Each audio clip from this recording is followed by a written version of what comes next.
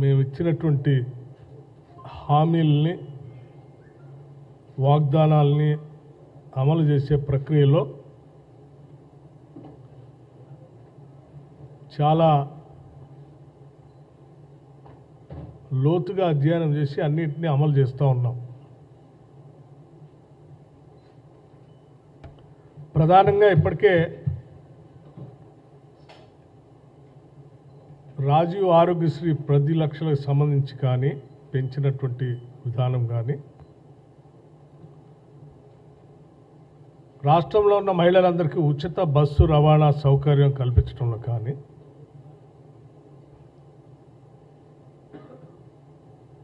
200 యూనిట్ల లోపు కరెంటు ఉచితంగా ఇచ్చే స్కీమ్లో కానీ, 500 రూపాయలకే గ్యాస్ సిలిండర్ అందించే దాంట్లో కానీ, అనుకున్న సమయం కంటే ముందే త్వరితగతిన అందించి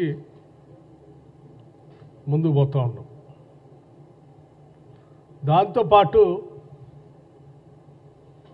రుణమాఫీకి సంబంధించి కూడా త్వరలోనే చేయబోతూ ఉన్నాం. దీనికి సంబంధించి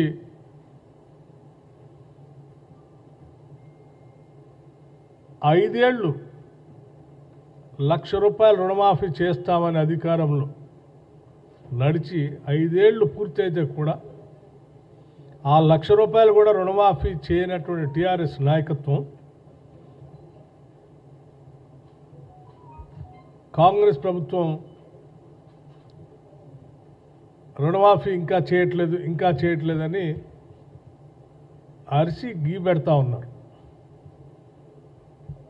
మీరేం అరవాల్సిన అవసరం లేదు, గీ పెట్టాల్సిన అవసరం లేదు. కాంగ్రెస్ పార్టీ ప్రభుత్వం ప్రజలకి మేము ఇచ్చినటువంటి వాగ్దానాన్ని తూచా తప్పకుండా అమలు చేయాలనేటువంటి అంకిత భావంతో మేము ఉన్నాం ప్రజల కోసం. తప్పనిసరిగా త్వరలోనే ఆ శుభవార్త కూడా వింటారు. అలాగే రైతు భరోసా సంబంధించి కూడా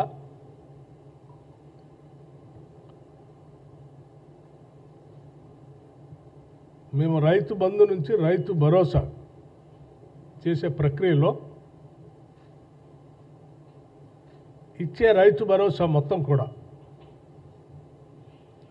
పూర్తి స్థాయిలో వ్యవసాయాన్ని అభివృద్ధి చేయడం కోసం రైతాంగ సోదరులకి అందించాలనేటువంటి పట్టుదలతో ఉన్నాం. అయితే మేము ఇచ్చేటువంటి ప్రతి పైసా, మేము ఈ పథకాల ద్వారా ప్రజలకి అందించేటువంటి స్కీమ్స్ ద్వారా ఇచ్చేటువంటి ప్రతి రూపాయి కూడా ప్రజలకు సంబంధించిందే. ప్రజల ద్వారా కట్టినటువంటి పన్నులు, వాళ్ళ శ్రమతో చెమటతో కట్టినటువంటి పన్నులతో వచ్చినటువంటి ఆదాయంతో చేస్తున్నవే. ఇవే మా సొంత డబ్బులు కాదు. ప్రభుత్వ పరంగా కస్టోడియన్గా ఉండి ధర్మబద్ధంగా న్యాయబద్ధంగా ఈ రాష్ట్ర అభివృద్ధి కోసం ఉపయోగపడేటట్టుగా ప్రతి పైసాన్ని ఖర్చు పెట్టాలన్నదే మా అందరి ఆలోచన. రైతు భరోసా సంబంధించి రాష్ట్ర ప్రభుత్వం మీరు నిన్న చూసి ఉంటారు, ఒక సబ్ కమిటీ కూడా నియమించింది విధి విధానాలు నిర్మించడం కోసం. సో విధి విధానాలు నిర్ణయించేటప్పుడు మేము సొంతగా నిర్ణయాలు చేయదలుచుకోలేదు. ప్రజల డబ్బు ఇచ్చేది ప్రజలకి, రైతులకి. సో ప్రజలందరి మధ్యలో చర్చకు పెట్టి అన్ని జిల్లాల్లో కూడా సాధ్యమైనంత వరకు పాత 10 జిల్లాల్లో స్టేక్ హోల్డర్స్ అందరితో మాట్లాడి అందరి అభిప్రాయాలు తీసుకున్న తర్వాత ఆ అభిప్రాయాలన్నింటినీ కూడా కూలంకషంగా కూర్చి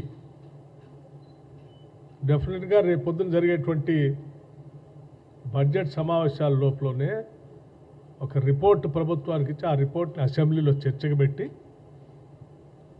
అంతిమంగా అందరం చర్చించిన తర్వాత విధి విధానాలు రూపకల్పన చేసి దాన్ని కూడా చేస్తాం. సో ఈ నిర్ణయాలు చేసే ప్రక్రియ అంతా కూడా మేమేదో 4 గోళ్ల మధ్యలో కూర్చొని మా ఇష్టాన్ని రీతిగా చేసుకుంటున్నామని ఎవరైనా అక్కడెక్కడ మాట్లాడుతూ అన్నట్టు వార్తలు వింటున్నాం. ఏం లేదు, మాది చాలా ట్రాన్స్పరెంట్ ప్రభుత్వం. ప్రజలకి అకౌంటబుల్గా కూడా ఉండాలనుకుంటున్నాం. ప్రజలు కట్టే ప్రతి పైసను కూడా ఎవరికి ఇవ్వాలి, ఎవరి కోసం ఖర్చు పెట్టాలనేది ప్రజల్ని అడిగి వారందరి అభిప్రాయాల మేరకే ఖర్చు కూడా పెడతాం. సంపద సృష్టిస్తాం, పంచుతాం. ఆ పంచే ప్రక్రియ కూడా ప్రజల ఆలోచన మేరకే చేస్తాం. త్వరలోనే